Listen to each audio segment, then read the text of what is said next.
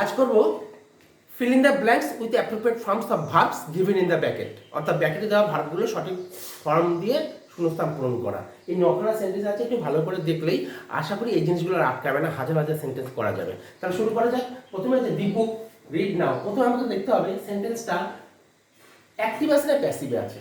দি বুক প্রথমেই আছে, অর্থাৎ বই নিজে পড়তে পারে না, তার মানে এটা প্যাসিভে আছে, কলম আছে। হলো, পরেরটা দেখতে হবে সেন্টেন্সটা কিসে আছে, কোন টেন্সে আছে। এই নাও আছে মানে প্রেজেন্ট কন্টিনিউয়াসে আছে, নাও আছে মানে প্রেজেন্ট কন্টিনিউয়াস। অর্থাৎ তাহলে বই নিজে একা পড়তে পারে না, প্যাসিভে আছে। আর প্যাসিভ মানে পাস্ট পার্টিসিপেল ফর্ম লাগবে, প্যাসিভে মানে ভার্বের পাস্ট পার্টিসিপেল ফর্মটা লাগবে। হলো, তার আগে একটা বিভাগ বসাতে হবে এবং বিভাগের ভার্ব এবার যেহেতু প্রেজেন্ট কন্টিনিউয়াস টেন্স তার মানে একটা আইএনজি। এবার বিভার্বের আইএনজি ফর্ম হচ্ছে বিং। হলো বিং, তার আগে এবার বিং এর আগে একটা বিভাগ লাগবে। তাহলে শুরু করা যাক। দি বুক, এবার যে দি বুক থার্ড পারসন সিঙ্গুলার নাম্বার, তাহলে এট প্রেজেন্ট কন্টিনিউয়াস তাহলে ইজ দেব, দিলাম ইজ।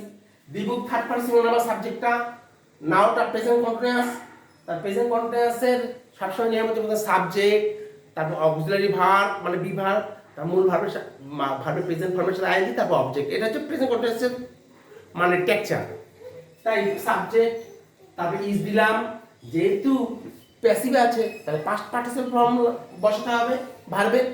তার আগে সেই পাস্ট পার্টিসিপেল ফর্মের আগে যেহেতু আইএনজি দিয়ে এটা গঠনটা আইএনজি অর্থাৎ প্রেজেন্ট কন্টিনিউয়াস, তাহলে পাস্ট পার্টিসিপেল ফর্মের আগে একটা বি ভার্ব লাগবে।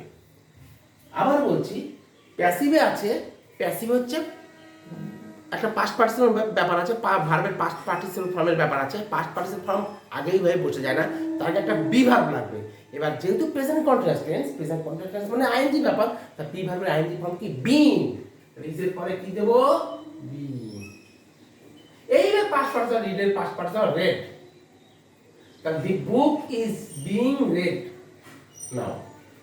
হলো, নেক্সট হি ড্যাশ ব্র্যাকেট হচ্ছে রিড এ বুক নাও। এটা আবার নাও আছে মানে present continuous tense.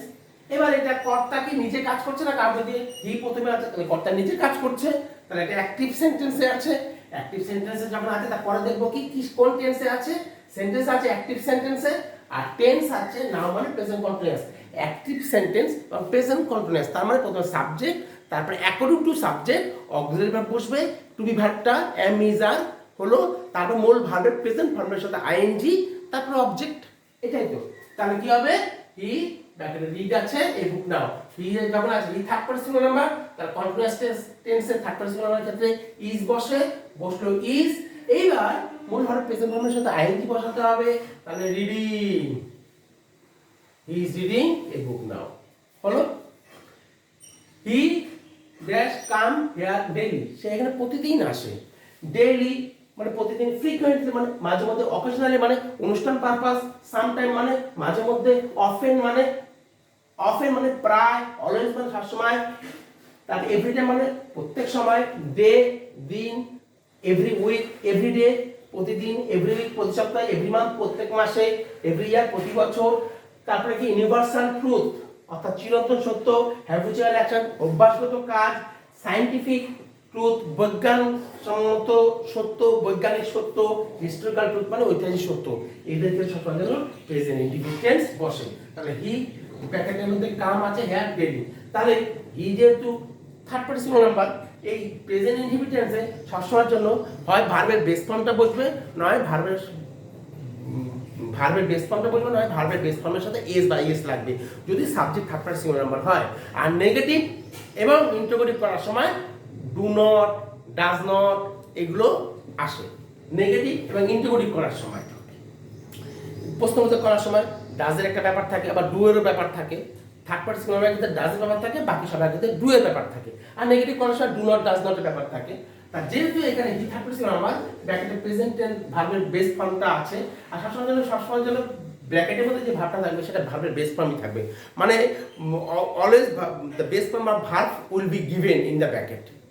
Always base form of verb will be given in the bracket. ব্র্যাকেটের মধ্যে সময় কি দেওয়া থাকবে, কি দেওয়া হবে, ভার্বের বেস ফর্মটা থাকবে। এবার আমরা অ্যাকর্ডিং টু টেন্স সেটাকে আমরা চেঞ্জ করব।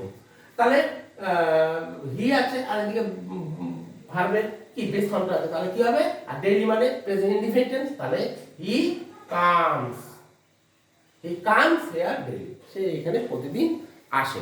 বলো, the sun set in the west, সূর্য পূর্ব দিকে, সূর্য পশ্চিম দিকে অস্ত যায়। সেট মানে অস্ত যাওয়া। এখানে আমি কি বলেছি? Universal truth. এই যে ইউনিভার্সাল ট্রুথ আছে, চিরন্তন সত্যের ক্ষেত্রে শাসনের জন্য, চিরন্তন সত্যের ক্ষেত্রে শাসনের জন্য ভার্বের বেস ফর্মের সাথে ব্র্যাকেটে যেটা থাকবে তার সাথে এস বা ইএস বসে। তাহলে সেটস আছে আর সাবজেক্টটা থার্ড পারসন নাম্বার, তাহলে কি হবে? Sets. The sun sets in the west, সূর্য পশ্চিম দিকে অস্ত যায়। Universal truth. জয় ব্র্যাকেটে ওয়াচ টিভি নাও, জয় এখন, এই নাও মানে কি? নাও মানে হচ্ছে এখন, নাও মানে এখন, আর এখন যখন নাও থাকবে তখন এটা প্রেজেন্ট কন্টিনিউয়াস টেন্স। আর জয় থার্ড পারসন নাম্বার, তার প্রেজেন্ট কন্টিনিউয়াস নিয়ম হচ্ছে আপনার সাবজেক্ট, তারপরে অ্যাকর্ডিং টু সাবজেক্ট আই থাকলে এম, থার্ড পারসন নাম্বার থাকলে ইজ, বাকি সবার ক্ষেত্রে আর বসবে। এটা বিভাগ। তারপর মূল ভার্ব প্রেজেন্ট ফর্মের সাথে আইএনজি, তারপর অবজেক্ট। এবার জয় থার্ড পারসন নাম্বার, তাহলে আর এদিকে কন্টিনিউয়াস আছে, তাহলে কি হবে? ইজ হবে। তাহলে এবার ওয়াচের সাথে কি আছে? ওয়াচিং হবে। যেহেতু ভার্বের প্রেজেন্ট ফর্মের সাথে আইএনজি বসাতে হবে, জয় ইজ ওয়াচিং টিভি নাও। বলো, পরে হি ব্র্যাকেটে বি আছে ইল নাও, হি ব্র্যাকেটে বি আছে ইল নাও, যখন। আমরা কি জানি? নাওটা প্রেজেন্ট কন্টিনিউয়াস টেন্স হলো।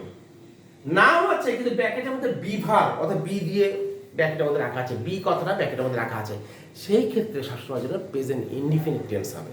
যদি ব্র্যাকেটের মধ্যে বি না থাকতো, কোনো একটা ভার্ব থাকতো, তাহলে প্রেজেন্ট কন্টিনিউয়াস টেন্স হতো।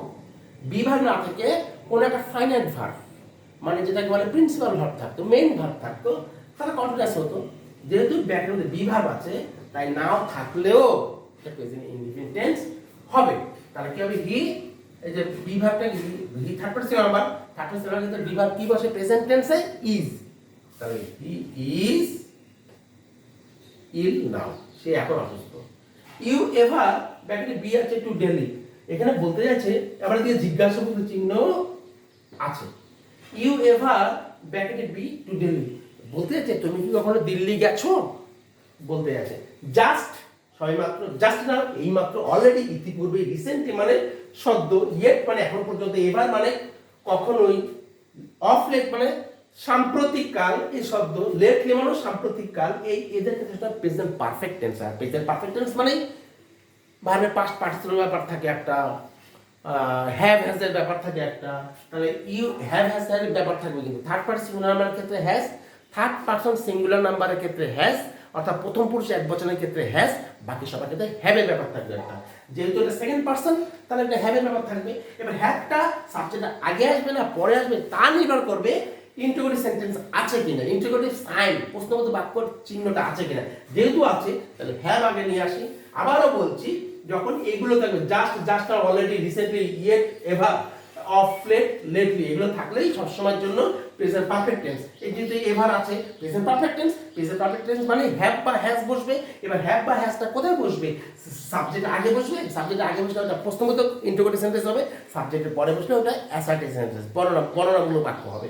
এবার যেহেতু এটা আগে আসছে, যেহেতু ইন্টিগ্রেটিভ সাইন আছে, সুতরাং হ্যাভটা আগে বসবে। বসালাম হ্যাভ, হ্যাভ, তারপর সাবজেক্ট বসালাম, হলো। এবারটা বসে গেলাম, হলো। এইবার বিভাগ, এবার হ্যাভে, এখানে হ্যাভ বসলো, হ্যাভ হওয়া মানে এবার বিভাগ আছে।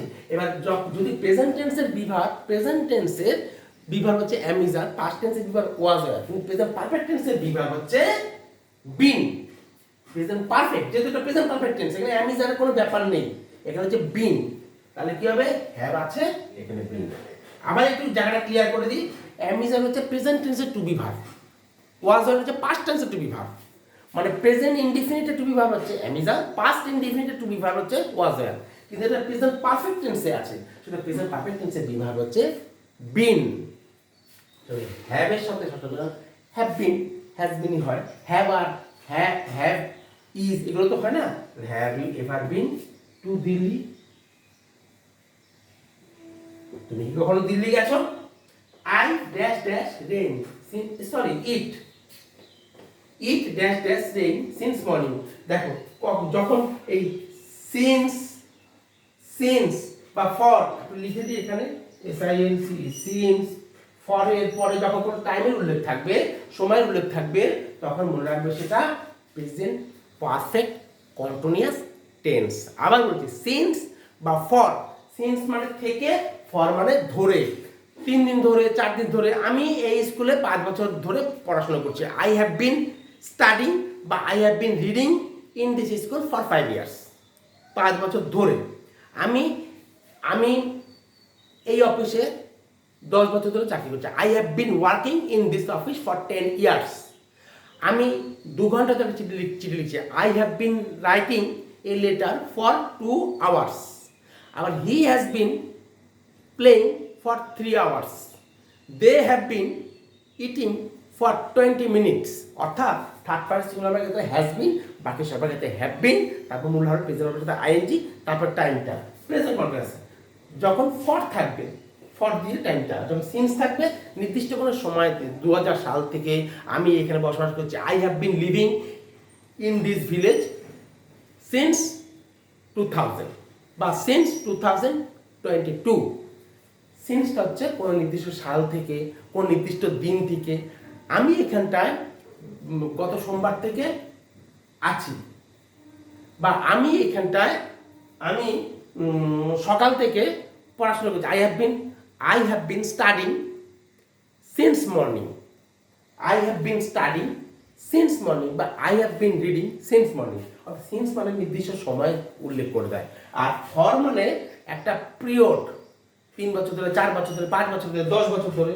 আর সিন্স মানে 1900 সাল থেকে, 2022 সাল থেকে, বা গত সোমবার থেকে, গত জানুয়ারি মাস থেকে, এমন থাকলে সিন্স বসে হলো।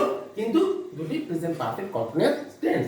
তাহলে ইট থাকলে ইটের সাথে সবার জন্য, যেহেতু সিন্স আছে, ইটের সাথে সবার জন্য প্রেজেন্ট পারফেক্ট কন্টিনিউয়াস আগে একটু স্ট্রাকচারটা বলি। প্রথম সাবজেক্ট, তারপরে হ্যাভ বিন অথবা হ্যাজ বিন, মূল ভার্ব প্রেজেন্ট ভার্বের সাথে আইএনজি, তারপরে অবজেক্ট, তারপরে এক্সটেনশন সময়টা থাকবে। তাহলে ইট যখন আছে, ইট থাকবে হ্যাজ বিন, বাকি সবগুলো have been. It has been. এবার রেইনিং,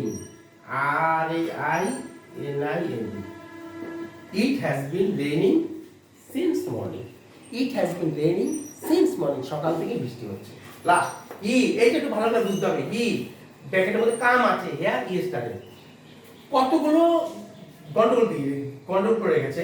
হি ব্র্যাকেটে কাম হেয়ার, এই পর্যন্ত ঠিক ছিল। কামটাকে কেম করে দিতাম, যেহেতু ইয়েস্টারডে আছে। হি কেম হেয়ার ইয়েস্টারডে, কামটাকে কেম করে দিলে হতো। কিন্তু এখানে আবার কি আছে? প্রশ্নবোধক বাক্য আছে, প্রশ্নবোধক চিহ্ন আছে। প্রশ্নবোধক চিহ্ন আছে মানেই তার এটা কোশ্চেন মার্ক আছে, মানে এটা কিন্তু সেন্টেন্স প্রশ্নবোধক বাক্য করতে হবে। তাহলে সে গতকাল এখানে এসেছিল, এটাকে যদি প্রশ্নবোধক করতে চাই, সে কি গতকাল এখানে এসেছিল? তাহলে যেহেতু প্রশ্নবোধক আছে, তাহলে প্রশ্নবোধক যখনই আছে প্রথমে একটা অক্সিলারি ভার্ব আসবে। প্রশ্নবোধক যখনই আছে একটা অক্সিলারি ভার্ব আসবে। সিম্পল কাম আছে মানে সে গতকাল এখানে এসেছিল। কামের পাস্ট টেন্স কি হবে? কেম। হি কেম হিয়ার ইয়েস্টারডে, সে গতকাল এখানে এসেছিল। যেহেতু মূল ভার্বটা কেম ধরেছি, তাহলে এবার এখানটা অক্সিলারি ভার্বটা হবে ডিড। ডিড হি, প্রথমে অক্সিলারি ভার্ব, তারপর সাবজেক্ট, তারপরে প্রিন্সিপাল ভার্ব। অক্সিলারি ভার্বটা পাস্ট টেন্সে থাকলে প্রিন্সিপাল ভার্বটা সবসময় জন্য প্রেজেন্ট টেন্সে হবে। অক্সিলারি পাস্ট টেন্সে থাকলে প্রিন্সিপালটা প্রেজেন্ট টেন্সে হবে। অক্সিলারি প্রেজেন্ট টেন্সে থাকলে প্রিন্সিপালটা পাস্ট টেন্সে হবে। অক্সিলারিটা প্রেজেন্ট টেন্সে থাকলে প্রিন্সিপালটা প্রেজেন্ট টেন্সে হবে। যেমন ডু দিয়ে প্রশ্ন হলে প্রিন্সিপালটা প্রেজেন্ট টেন্সে হবে। ডাজ দিয়ে প্রশ্ন হলে প্রিন্সিপালটা প্রেজেন্ট টেন্সে হবে। ডিড দিয়ে প্রশ্ন হলে প্রিন্সিপালটা প্রেজেন্ট টেন্সে হবে। অর্থাৎ প্রেজেন্ট মেন ভার্বটা সবকটাতেই প্রেজেন্ট টেন্সেই থাকবে, সব প্রেজেন্ট ফর্মেই থাকবে। যদি অক্সিলারি ভার্বটা পাস্ট টেন্সে হয় তবু প্রেজেন্ট টেন্সে থাকবে, অক্সিলারি ভার্বটা যদি প্রেজেন্ট টেন্সে হয় তবু প্রেজেন্ট টেন্সেই থাকবে। তাহলে ডিড হি, এবার কাম, সে কি এসেছিল? ইয়ার মানে এখানে yesterday. Did he come here yesterday, সে কি গতকাল এখানে এসেছিল? তাহলে মোটামুটি বোঝা গেল। পরবর্তীতে আরো আলোচনা করবো। শুধু একটা কথা লাস্ট বলে দেবো, এই টাইপের যেখানে থাকবে fill in the blanks with appropriate forms of verb given in the bracket, সেখানে প্রত্যেকটা সেন্টেন্সের মধ্যে একটা টেন্স মার্কার থাকবে, প্রত্যেকটা এভরি সেন্টেন্সে থাকবে, প্রত্যেকটা সেন্টেন্সে নাও আছে। এই যে ডেইলি আছে, ডেইলির একটা রুলস আছে, এগুলো থাকলে এই টেন্স হবে। এই যে ইন দা ওয়েস্ট মানে কি, সূর্য পূর্ব দিকে পশ্চিম দিকে অস্ত যায়, এই যে একটা মার্কার চিহ্ন দিয়ে দিয়েছে, এটা আমরা বেস করে তোমাকে বসাতে হবে, যেটা ইউনিভার্সাল ট্রুথ, এই মেনশন করে দিয়েছে কোন দিকে সূর্য অস্ত যায়। তাহলে এইটা, এই যে নাও আছে কয়েকটা আছে, এই যে নাও আছে, এই যে এভার আছে, এভার থাকলে এখানটা দেওয়া আছে, এই যে এভার থাকলে সবসময় যেন প্রেজেন্ট পারফেক্ট টেন্স হবে। তারপর আবার কয়েকটা কি আছে, এই যে সিন্স মর্নিং, সিন্সের পরে সিন্স আছে, সিন্স ফর এর পরে যদি টাইম দেওয়া থাকে তাহলে সেটা প্রেজেন্ট পারফেক্ট কন্টিনিউয়াস হবে। এই যে মর্নিং একটা টাইম দেওয়া আছে সিন্সের পরে, আর এই যে ইয়েস্টারডে আছে, তাহলে বুঝে নিতে হবে যেটা পাস্ট টেন্সে আছে। এবার যেহেতু জিজ্ঞাসাবাদের চিহ্ন আছে, এই একটা চিহ্ন আছে যে কোশ্চেন মার্ক, এই একটা চিহ্ন আছে ইয়েস্টারডে, এগুলো থেকে বুঝে নিতে হবে যে ডু হবে না ডাজ হবে না ডিড হবে সামনে, তারপরে ব্যাস। তাহলে এইগুলো আজকে আলোচনা হলো, পরবর্তীকালে আরও ডিটেলস আলোচনা করব। ততক্ষণের জন্য tata, bye bye, thanks for watching my video. যদি ভালো লাগে লাইক কমেন্টে শেয়ার করবে, যাতে আমি চ্যানেলটা চালিয়ে নিয়ে যেতে পারি এবং তোমাদেরকে পাশে থেকে তোমাদের দিকে যেন আমার সাহায্য প্রসারিত করতে পারি। হ্যাঁ, প্লিজ হেল্প করবে। I would like to extend my helping hand to you. আমি তোমাদের দিকে সাহায্যের প্রসারিত করতে চাই। ইফ ইউ হেল্প মি, হ্যাঁ, I will be able to continue my channel.